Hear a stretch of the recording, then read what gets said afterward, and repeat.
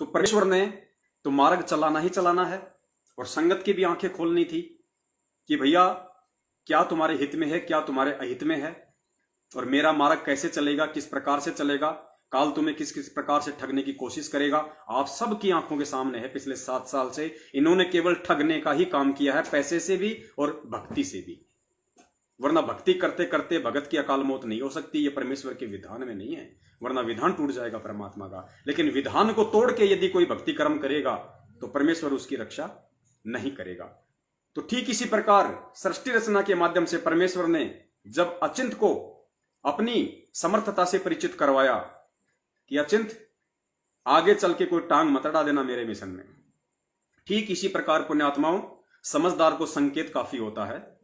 वर्तमान में जो परमपिता परमेश्वर सतगुरु रामपाल जी महाराज जी ने सत प्रेरणा करके अपने सत्सेवकों को जो खड़ा किया है संगत में दीवार की तरह, इनके हर कुकर्मों को संगत के अंदर जग जाहिर करने का कि देखो ये लोग गुरु जी के आदेशों के खिलाफ कौन कौन से कुकर्म कर रहे हैं, ये लोग काल एजेंट हैं, ये लोग सही नहीं है, ये जो कर रहे हैं वो गुरु जी की भक्ति और मर्यादाओं के खिलाफ है। ये सत्सेवकों को निमित्त बनाया परमात्मा ने, इनको भी इनकी औकात दिखाई और संगत को भी सावधान किया, ताकि आगे भी चल के हम ऐसे लोगों से सावधान रहें। और गुरु जी के आड़ में अगर कोई हमसे इस प्रकार की गलत आध्यात्मिक क्रिया करवा रहा है तो भी हम उससे सावधान रहें। जो सावधान रहे वो बच गए, जो नहीं सावधान हुए वो मार खा गए। अब सबसे पहला इन्होंने आध्यात्मिक कुक्रम हमसे क्या करवाया, इस काल भगवान ने इन लोगों को निमित्त बना के, गुरु जी के परिवार वालों को, भाई बंधुओं को, इन कोऑर्डिनेटरों को, सबसे पहले उसने गांव गांव शहर शहर में फर्जी नामदान केंद्र खुलवाए, और लोगों ने जा जाके वहां पे नाम दीक्षाएं ले ली। और हम चिल्ला रहे थे कि भैया ये फर्जी नामदान केंद्र हैं, ये गुरुजी का हिसार जेल से कोई आदेश नहीं है। गुरुजी तो पहले ही कह चुके हैं कि भैया मेरे सतलोक जाने के बाद डीवीडी से नाम दीक्षा दी जाएगी, और अगर डीवीडी से भी नाम दीक्षा दी जा रही है तो कम से कम गुरुजी का सन्मुख आदेश तो देख लो। क्या किसी सत्संग में आज तक गुरुजी ने 27 वर्ष में कहा है? क्या सन 2014 बरवाला कांड से पहले क्या परमपिता परमेश्वर सतगुरु रामपाल जी महाराज जी ने जहां वो रहा करते थे जिस आश्रम में, क्या उस एक जगह के अलावा विश्व में कहीं कोई दूसरा नामदान केंद्र खोल रखा था? जबकि हमारे तो और भी आश्रम थे। हमारा तो उस समय करोथा में आश्रम था, दौलतपुरा में एक छोटा आश्रम था, जिंद में हमारी एक छोटी सी कुटिया है, वहां तो ही परमात्मा खोल सकते थे, वो तो हमारे खुद के आश्रम थे। फिर भी उन्होंने कहीं नहीं खोला सिवाय अपने। क्यों नहीं खोला? क्योंकि इस बात को परमात्मा ने बार बार संगत में सार्वजनिक किया, और बहुत पहले ही परमेश्वर ने 2000 के आसपास ही परमात्मा ने स्पष्ट रूप से खुल के बता दिया था, स्पष्ट रूप से। आज वो वीडियो आपको सुनाएंगे, पुण्यात्मा वो आपकी आंखें खोलेंगे अगर आप वास्तव में इंसान होंगे तो। और जितने भी लोगों ने इन फर्जी नामदान केंद्रों से नाम लिया है, उन लोगों की भी अकल अगर काम करे, उनको भी अगर समझ में आए, तो वो भी इस वीडियो के माध्यम से समझने की कोशिश करना कि तुम्हारा बाप कभी दोगला काम नहीं कर सकता। साध वचन पलटे नहीं, चाहे पलट जाए ब्रह्मांड। अगर गुरुदेव ने कह दिया कि मेरे अलावा कोई नामदान केंद्र नहीं खोल सकता, और बिना गुरु के आमने सामने बैठे यदि आप नामदान लोगे, वो सफल नहीं होगा। एक सत्संग के माध्यम से परमात्मा ने हमें समझाने की कोशिश की है। हंसा देश वालों के ऊपर यह सत्संग है। हंसा देश के जो प्रवर्तक थे देशराज जी, उनके 2 पुत्र हुए हैं, एक का नाम सतपाल महाराज, दूसरे का नाम प्रेम रावत अमेरिका में रहता है, करोड़ों की संख्या में उसके फॉलोवर हैं। तो ऐसे ही ये सत्संग चल रहा था, तो उनसे जो नाम दीक्षा ले चुके थे, जो क्रिया उनके द्वारा जो बताई जाती है, जो प्रेम रावत के द्वारा, तो उन लोगों से पूछा गया कि भाई तुम लोगों को नाम कैसे मिला, तुम्हें क्या क्रिया बताई और कहां से नाम लिया? बोल जी हमने वहां से नाम लिया। बोले तुम्हारे गुरु कहाँ रहते हैं? बोले हमारे गुरु तो इंडिया रहते हैं। और तुम? बोल जी हम अमेरिका रहते हैं। तो बोले फिर तुम्हारे गुरु इंडिया रहते हैं, तुम अमेरिका रहते हो, नाम कैसे ले लिया? बोले जी उनके द्वारा जो नियुक्त लोग थे, उन्होंने हमें जो भी उस पंथ की जो क्रिया होती है, वो क्रिया उन्होंने हमें बताई इस तरीके से, आंख नाक कान क्या, अभी आपको बताएंगे गुरुजी।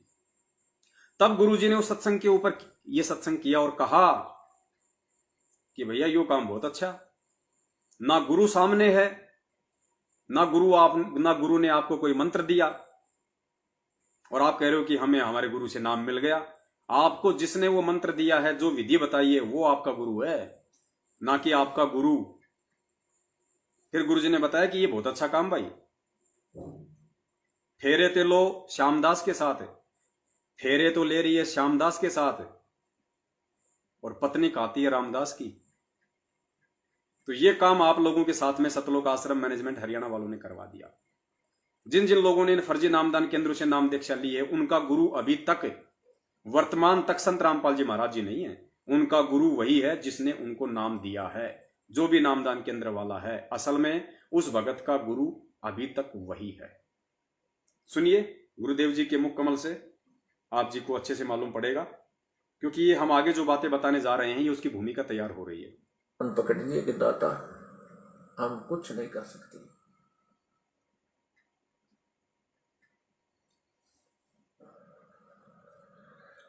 इस दास के 4 संत। हाँ, उससे पहले आपको छोटा सा ये गुरु जी का सत्संग और सुनाते हैं, जिसमें परमात्मा ने अपने कलयुगी बेटा बेटी और परिवार वालों के विषय में स्पष्ट खोल के बता रखा है, जिनके ऊपर आज आप लोग आंख बंद करके विश्वास कर रहे हो। और आंख बंद करके विश्वास करने के चलते वो आपको काल के हवाले कर चुके हैं, क्योंकि वो खुद काल के एजेंट हैं। अपने बेटा बेटी के विषय में गुरुजी ने 2008 में ही सत्संग कर दिया था। स्पष्ट रूप से परमात्मा ने संगत में बताया अपने बेटा बेटी के विषय में उनके, क्योंकि परमेश्वर अंतर्यामी है, उन्हें पता है कि आगे चल के इनका क्या स्वभाव होगा, क्या विचार होंगे, ये कितना मुझे समझते हैं, कितना मुझे समझ पाएंगे और किस प्रकार से ये मेरी संगत को भ्रमित करेंगे। इसीलिए परमेश्वर ने ये सत्संग किए हैं, वरना सत्संग करने की आवश्यकता नहीं थी। तो ध्यान से सुनिए गुरुजी अपने बेटा बेटी के विषय में क्या बता रहे हैं।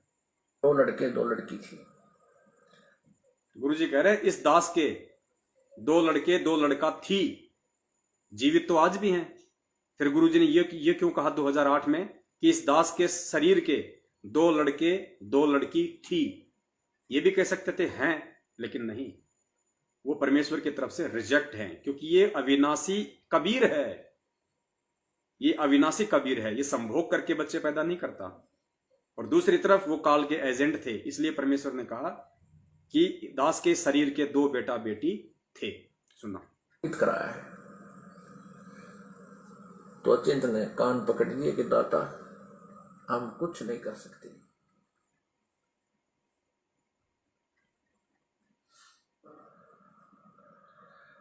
इस दास के 4 संतान, 2 लड़के 2 लड़की थी। ठीक ये थी, ये दास उन्हीं में उलझ पुलझ रह जाता। अब मुझे पता है वह कितनी की खातिरदारी करें, खूब पता है मुझे वह क्या नेचर है उनका, कैसा उनका स्वभाव, क्या करते, क्या नेचर है उनका। अब परमात्मा के चरणों में आया हूं, मेरे लाखों चेले बेटा बेटी हो गए। अब एक को कहता हूं भाई जल जाना, 10 खड़े हो जाते हैं। ये क्या कारण है? क्योंकि मैंने परमात्मा की भक्ति का रटना लाई और उस भक्ति की शक्ति से इन बच्चों में इतनी श्रद्धा बन गई, जब हाथों पर रखूं अपने गुरुदेव को, अपने पिता को। अब चलिए आप लोगों के समझ में आ गया होगा गुरु जी के बेटा बेटी, भाई बंधु रिश्तेदारों के विषय में। जब खुद के बेटा बेटी ऐसे हो सकते हैं तो भाई की तो अपन बात ही क्या करें। और भाई ने क्या क्या नए गुल खिला दिए संगत में, आप अच्छे से देख रहे हैं। तो पुण्यात्माओं, अब हम आगे चलते हैं कि नामदान के विषय में गुरु जी ने कितना स्पष्ट खुल के बोल दिया है और बोल चुके हैं कि जब तक आप अपने गुरु से आमने सामने होकर नाम दीक्षा नहीं लोगे, तब तक वो नाम दीक्षा नहीं मानी जाती। ध्यान से सुनना। अब यहाँ देखना, इनके केस बहुत आए हमारे पास। अब उन्होंने जब तक तंग वंग होकर, क्योंकि उनके काम सिरे नहीं, सारे दुखी हो गए, जितने भी उनके भूत भी पूजा, प्रेत भी पूजा, श्राद्ध भी निकाला है और सारी शास्त्र भी साधना करें। तो मैंने पूछा भी तुम गुरुदेव आपके कौन है, कि कौन नहीं जानता उन गुरुदेव को, सारे वर्ल्ड में बोल डाला उनका, विदेशों में भी करोड़ों की संख्या उनके लिए आई। तो मैंने कहा आपका नाम लेने का नंबर फिर कैसे पड़ा? कहते हैं गुरुदेव ने नाम नहीं दिया। ध्यान से सुनना, उन्होंने कहा कि हमारे गुरुदेव को कौन नहीं जानता। जब गुरुजी ने पूछा हमारे गुरुदेव को कौन नहीं जानता, उनके तो देश विदेश में करोड़ों की संख्या में आश्रम है, उनके भगत हैं। तो फिर गुरुजी ने कहा कि फिर तुम्हारा नंबर कैसे पड़ा फिर उनसे नाम लेने का, जिनके करोड़ों की संख्या में भगत हैं। तो उन्होंने क्या बताया कि हमारे को नाम गुरुजी ने नहीं दिया, गुरुजी के जो लोग हैं उन लोगों ने, जो हमारे गुरुजी नाम देते हैं, जो क्रिया बताते हैं, वो उन लोगों ने बताई। फिर गुरुजी ने कहा कि फिर तुम्हारा गुरु तो वो हुआ जिसने तुम्हारे को वो क्रिया बताई। अरे नाम तो वो होता है जो गुरु आमने सामने बैठ के दे। सुनियो, तो मैंने पूछा भी तुम गुरुदेव आपके कौन है, कि कौन नहीं जानता उन गुरुदेव को, सारे वर्ल्ड में बोल डाला उनका, विदेशों में भी करोड़ों की संख्या उनके लिए आई। तो मैंने कहा आपका नाम लेने का नंबर फिर कैसे पड़ा? कहते हैं गुरुदेव ने नाम नहीं दिया हमारे को तो क्रिया समझाई थी। हम गए थे आश्रम में, इनका यहाँ पर महरौली के अंदर दिल्ली में आश्रम है, बहुत लंबे चौड़े अक्षेत्र में बना हुआ है। वहां गए थे तो वहां साधु संत छोड़ रखे महाराज जी ने, साधु संत छोड़ उन्होंने हमारे को क्रिया समझाई थी ऐसे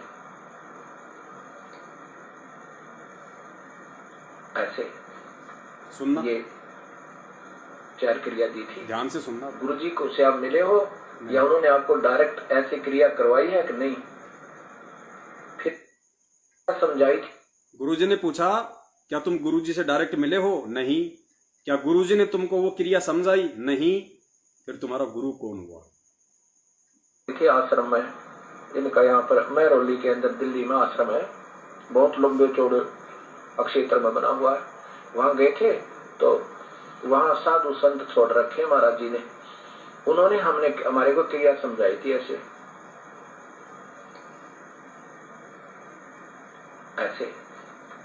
ये 4 क्रिया दी थी। गुरु जी को से आप मिले हो या उन्होंने आपको डायरेक्ट ऐसी क्रिया करवाई है कि नहीं? फिर आपके गुरुजी कौन हुए? आपके गुरुजी कौन हुए? गुरुजी तो वो है जो प्रैक्टिकल करवावे और आमने सामने मंत्र देवे। आमने सामने मंत्र। गुरुजी बैठे अमेरिका में, वो तो बैठे अमेरिका में महात्मा जी, और नाम देव थर्ड पर्सन। इनके गुरु बहुत आए हमारे। गुरु तो बैठे अमेरिका में और नाम देव शिष्य। तो पुण्यात्मा गुरुजी तो बैठे हिसार जेल में और नाम कौन दे रहा आपको? ये सत्संग इसीलिए किए थे परमात्मा ने ताकि हमारी आंखें खुले। हमारे को क्रिया समझाई थी ऐसे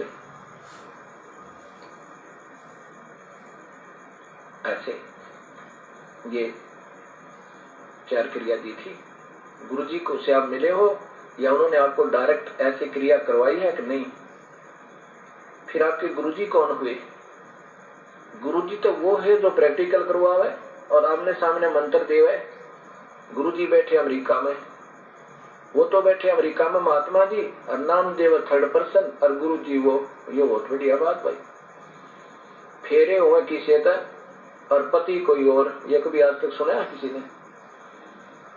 अब जो और संत अभी आए हैं भक्तात्मा हमारे पास। अब बताओ पुण्यात्मा, अब इसमें कमी क्या रह गई? इसके अलावा और कैसे समझाए परमात्मा कि गुरु बैठे अमेरिका में, नाम दे रहा कोई थर्ड पर्सन, फेरे तो लेवे कोई और पत्नी किसी और की कहला रही है। फिर कहते हैं गुरु तो वो होता है जो आमने सामने बैठा के नाम दे, जो प्रैक्टिकल करवावे, वो होता है गुरु। तो बताओ ये आदेश कैसे हो सकता है संत रामपाल जी महाराज जी का ये फर्जी नामदान केंद्र खोलने का? ये प्रोसीजर तो उस समय की है जब परमेश्वर शरीर छोड़ के या सशरीर सतलोक जाएंगे। उससे पहले परमात्मा अच्छी आत्माओं को निमित्त बना के इस 1000 साल तक भक्ति मार्ग में निर्बाध रूप से इसको चलाने के लिए उन आत्माओं को निमित्त बना के जाएंगे, अपना आदेश दे के जाएंगे, क्योंकि परमेश्वर के शब्द में शक्ति होती है। उसके बाद वो डीवीडी से नाम दीक्षा वाली प्रक्रिया काम करनी थी, वर्तमान के लिए नहीं है ये। तो काल ने तो ये खेल पुण्यात्माओं खेलना ही खेलना था आप लोगों को ठगने का, और आप लोगों को काल ने ठग लिया,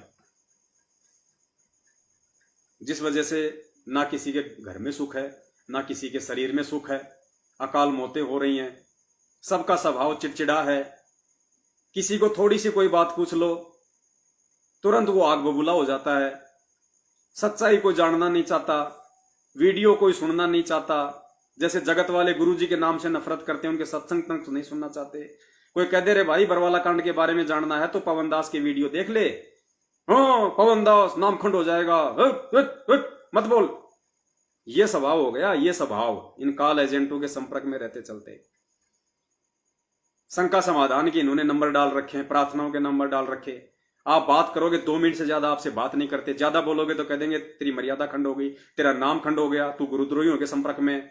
और हमारे पास में फोन आते हैं शंका समाधान के लिए, 1-1 घंटा बात होती है, 1-1 घंटा, जब तक उनकी एडी से लेकर चोटी तक परमात्मा सारी शंकाओं का समाधान नहीं करवा देते, हम फोन नहीं काटते। तो कौन चल रहा है गुरु जी के आदेश अनुसार, गुरु जी के ज्ञान अनुसार? तो पुण्यात्माओं इस प्रकार आप लोगों को लूटा गया, और आज इनके कुकर्म आप लोगों के सामने सत्संगों के माध्यम से जग जाहिर है। ये इनके पाखंड का पर्दाफाश हो रहा है। इन लोगों को इनकी औकात दिखाई जा रही है उस परमेश्वर के द्वारा कि आगे चल के ये मेरे मार्ग में किसी प्रकार का रोड़ा ना अटकाएं और आज ही अपनी गलती स्वीकार कर लें और इन कुकर्मों से बाज आ जाएं। तो उसके बाद फिर इन्होंने आप लोगों को ज्योति पाठ और दान के नाम पे ठगा। आप लोगों की मर्यादा इन्होंने खंडित करवाई, क्योंकि कुपात्र को यदि दान दोगे तो ऑटोमेटिक मर्यादा खंडित होती है। गुरु बिन माला फेरते, गुरु बिन देते दान, गुरु बिन दोनों निष्फल है, चाहे पूछो वेद पुराण। आप सभी भगत भाइयों की इन्होंने मर्यादा तोड़वाई, परमेश्वर से इन्होंने दूर करवाया आप लोगों को, और इन्होंने अपने कर्म भी फोड़े। क्योंकि पुण्यात्माओं देखो, आप लोगों से ज्योति का पैसा लिया गया। अब हम अपने सब्जेक्ट पे चलेंगे। आज का हमारा जो विषय है ज्योति हवन का। तो संगत ने इन लोगों के माध्यम से ज्योतियां करनी शुरू करवा दी, इन लोगों के माध्यम से पाठ प्रकाश करने शुरू करवा दिए, इन लोगों को दान और 10वें अंश का पैसा देना शुरू कर दिया, जबकि ये भक्ति मार्ग में बिल्कुल विपरीत है, बिल्कुल गलत है। गुरु बिन माला फेरते, गुरु बिन देते दान, गुरु बिन दोनों निष्फल है, चाहे पूछो वेद पुराण। आपने परमेश्वर के विधान को तोड़ा है। ये तो तोड़वाएंगे, क्योंकि ये तो काल के एजेंट हैं। ये तो जीवात्माओं को विश्वास में लेके उनकी मर्यादा खंडित करवाएंगे। इनका तो मकसद ही ये है। ये तो काल भगवान से सेवा ही ये लेके आए हैं। इनको कोई सतलोक नहीं जाना। आप लोगों को सतलोक जाने से रोकना है। तो इन्होंने तो अपना पूरा काम तन मन धन से किया काल के प्रति, लेकिन क्या आप लोगों ने सतगुरु के प्रति अपनी जिम्मेदारी निभाई? ये वाणियां उस समय कहां चली गई थी? आपके दिमाग में क्यों नहीं आई? हम समझा रहे थे, उसके बाद भी आप लोगों की समझ में नहीं आई। तो बताइए, क्या भक्ति के लायक हैं आप? गुरु बिन माला फेरते, गुरु बिन देते दान, गुरु बिन दोनों निष्फल है, चाहे पूछो वेद पुराण। किसको दे रहे हो आप? गुरु बिन होम यज्ञ जो करही, और 10 मण पातक लागे। गुरु बिन दान पुण्य जो करही, मिथ्या होय कभू न फल ही। किसको दिया आप लोगों ने? आपका गुरु तो जेल में बैठा है। आपने किसको दिया? तो कहां जाएगा वो? निष्फल क्रॉस लग गया आपके उस दान पे। उल्टे आप पाप के भागी बने, क्योंकि आपके दान से इन लोगों ने कुकर्म किए हैं, इन लोगों ने राजनीतियां की हैं। जगत वालों को इन्होंने लाखों की संख्या में वो पैसा दिया है। आरक्षणबाजों को इन्होंने पैसा दिया है। गुंडों की सीबीआई जांच के लिए इन्होंने उनको पैसा दिया है। आपका पैसा कुपात्रों के हाथ में जाके उसका दुरुपयोग ही दुरुपयोग हुआ है, जिसका नतीजा ये है कि आज आप लोग ना तो मर्यादाओं में हैं, ना आपके कोई अंदर शांति है, ना आपके बाहर कोई शांति है, ना आपकी किसी महामारी से कोई रक्षा हो पा रही है, ना किसी बीमारी से कोई रक्षा हो पा रही है। और दूसरी तरफ हम सत्संगों को देखिए, उस परमपिता परमेश्वर ने कैसे हमें फूल की तरह अपने हाथ पे बैठा के रखा हुआ है, अपने हाथों पे बैठा के रखा हुआ है, जबकि हमें तो संगत से अलग थलग कर रखा है, गुरुद्रोही बना रखा है। लेकिन हमें परमेश्वर ने फूल की तरह रखा हुआ है। दिन दोगुना रात चौगुना परमात्मा भक्ति में भी वृद्धि करवा रहे हैं, सिर्फ मर्यादाओं के चलते, ज्ञान को आधार बनाने के चलते। तो ज्योति के नाम पे इन लोगों ने आपको ठगा, जबकि वो ज्योतियां इन लोगों को नहीं देना था। वो पैसा, वो पाठ का पैसा इन लोगों को नहीं देना था, क्योंकि ये लोग पाठ करने के ना तो अधिकारी हैं, ना ये लोग सुपात्र हैं जो पाठ का पैसा लें। वो पैसा आपने अपने पास ही रखना था। अगर आपने पाठ प्रकाश ही करवाना था तो गुरु जी ने उसकी विधि बताई है। अगर गुरु हो तो गुरु के हाथों में पैसा दो, गुरु नहीं है तो संकल्प कर लो, घर पे दंडवत करके संकल्प कर लो कि हे परमपिता परमेश्वर, आपका दास ज्योति या पाठ का संकल्प कर रहा है, परमात्मा इसको स्वीकार करना, अपने दास को परमात्मा मर्यादाओं में रखना, अपने चरण कमलों में रखना। क्योंकि पाठ और ज्योति संकल्प निस्वार्थ भाव से इच्छा रहित होकर किया जाता है, अपने आत्म कल्याण के लिए। मन में किसी प्रकार की इच्छा रख के यदि आप ज्योति या पाठ करवाओगे तो हो सकता है उसका लाभ तो आपको मिल जाएगा, लेकिन मोक्ष में वो बिल्कुल काम नहीं करेगा। तो ये जो ज्योति और पाठ होता है, ये आने वाले समय में इस भक्ति मार्ग में हमें किसी प्रकार का कोई कांटा ना लगे, ऐसा कोई बुरा योग आना हो तो परमात्मा उसको टाल दे। आर्थिक रूप से हमें कोई तंगी ना हो, कोई दिक्कत ना हो। जहां पैसे की बात आनी हो, जहां पैसे से काम होना हो, परमात्मा वहां पे पैसे से काम करवाए। इसके लिए ज्योति और पाठ करवाए जाते हैं। लेकिन वो सतगुरु को हाथों में जाएगा तो आपने केवल संकल्प कर लेना था। ज्योति का 500 रुपया होता है। अगर आप ज्योति संकल्प करते हैं तो उसकी केवल 500 रुपये राशि है। यदि आप पाठ प्रकाश संकल्प करते हैं तो केवल 7,000 है, जिसका इन्होंने 15,000 कर रखा है। केवल 7,000 रुपए, और अपने जेब में रखते, अपने घर पे रखते, अपने खाते में रखते। जैसे गुरु जी आ जाते, आपके 2 पाठ हैं, 3 पाठ हैं या 4 पाठ का संकल्प किया, तुरंत गुरुदेव के हाथों में देते थे। सुपात्र के हाथ में वो दान जाता तो आपको उसका पूरा का पूरा लाभ मिलता। और संकल्प करते ही मिल जाता उसका लाभ। पैसा तो बहुत दिनों बाद आप देंगे गुरुजी को, संकल्प करते, क्योंकि सच्चे मन से हम संकल्प करेंगे अपने आत्म कल्याण के लिए, बिना किसी इच्छा बिना किसी कामना के, तुरंत परमेश्वर लाभ देगा। क्योंकि मालिक का विधान है, साधु भूखा भाव का, धन का भूखा नाई। परमात्मा हमारे पाठ के पैसों का भूखा नहीं है। जिसने काल भगवान जैसे भिखारी को 21 ब्रह्मांड दान में दे रखे हैं, वो हमारे 7,000 से क्या करेगा। तो साधु भूखा भाव का, धन का भूखा नाई। जो कोई धन का भूखा वो साधु भी नाई। तो धन के भूखे तो ये सतलोक आश्रम मैनेजमेंट हरियाणा वाले थे, जिन्होंने आप लोगों को लूटा और आप लोग लुटे, और वो परिणाम आज आप सबके सामने है। कहीं से कोई रक्षा नहीं हो पा रही आपकी। तो पुण्यात्माओं, आज हमारा विषय यही है, ज्योति पाठ, दान और 10वें अंश को लेके। तो जब से हमने ये मैसेज संगत में पारित किए हैं, बहुत सारे लोगों को शंका हो गई, बहुत सारे लोग तरह तरह के कमेंट्स करने लगे, बातें करने लगे। हमने कहा भैया 23 तारीख तक एक बार रुक जाओ, आप लोगों को ढंग से समझाएंगे, अच्छे से समझाएंगे। हमें पता है तुम लोग दूध के जले हुए हो, और दूध का जला हुआ जो व्यक्ति होता है, गुरुजी कहते हैं वो छाछ को भी फूंक मार मार के पीता है। तो हमने कहा कि 23 तारीख तक आप रुक जाओ एक बार। हम किसी से कोई ज्योतिवाती का पैसा नहीं ले रहे भाई, हम किसी से कोई पाठ का पैसा नहीं ले रहे, हम किसी से कोई दान और 10वें अंश का पैसा नहीं ले रहे। ना हम ले सकते, ना हम लेने के अधिकारी, और ना हम आप लोगों से ज्योति पाठ, दान और 10वें अंश का पैसा लेके आपके पाप कर्मों को खाना चाहते हैं। हमें आपके पाप कर्म नहीं खाने भाई साहब। क्योंकि ज्योति पाठ, दान और 10वें अंश का यदि कोई पैसा लेता है तो वो व्यक्ति सामने वाले के पाप कर्म खा रहा है। क्योंकि कोई भी व्यक्ति यदि ज्योति करवाता है, पाठ करवाता है, वो दुखी होकर करवाता है, उसमें कोई संकट है या किसी संकट के निवारण के लिए करवाता है। तो संकट का निवारण कैसे होगा, कौन करेगा? जो उसके ज्योति पाठ का पैसा लेगा। अगर वो समर्थ है तो अपनी शब्द शक्ति से, अगर समर्थ नहीं है तो उसके पास में जो भक्ति है वो भक्ति जाएगी, उसकी भक्ति से फिर उसको लाभ मिलेगा। तो भैया, ना तो हम आपको अपनी भक्ति देना चाहते, और ना हम समर्थ, और ना हमारे शब्द में वो शक्ति जो हम आपको आशीर्वाद दे दें, आप हमारे को पाठ के पैसे दो और आपको लाभ मिल जाए। हम काल की सूक्ष्म चालों से भली भांति परिचित हैं, गुरुजी ने खूब समझा रखा है, और हम उस काल भगवान की सूक्ष्म चालों में फंसने वाले अब नहीं हैं। जिन्होंने फंसना था वो फंस चुके हैं और वो फंस रहे हैं। तो हमने ज्योति पाठ, दान, 10वें अंश का पैसा बिल्कुल भी नहीं लेना है। और जो खाता नंबर हमने ऊपर दिए हैं वो किसके लिए दिए हैं ये आपको अब बताएंगे। देखो पुण्यात्माओं, सबसे पहले तो आप जी से हमारी यही विनती है कि आज तक और आज से पहले यदि आपने जितने भी ज्योति पाठ, दान और 10वें अंश का पैसा इन काल एजेंटों के हाथों में दे दिया है, सतलोक आश्रम मैनेजमेंट हरियाणा वाले के हाथों में, इन फर्जी नामदान केंद्रों पे, आगे से आप जी भूल के भी ये गलती ना करें, बिल्कुल ना करें। ये अंतिम चांस है।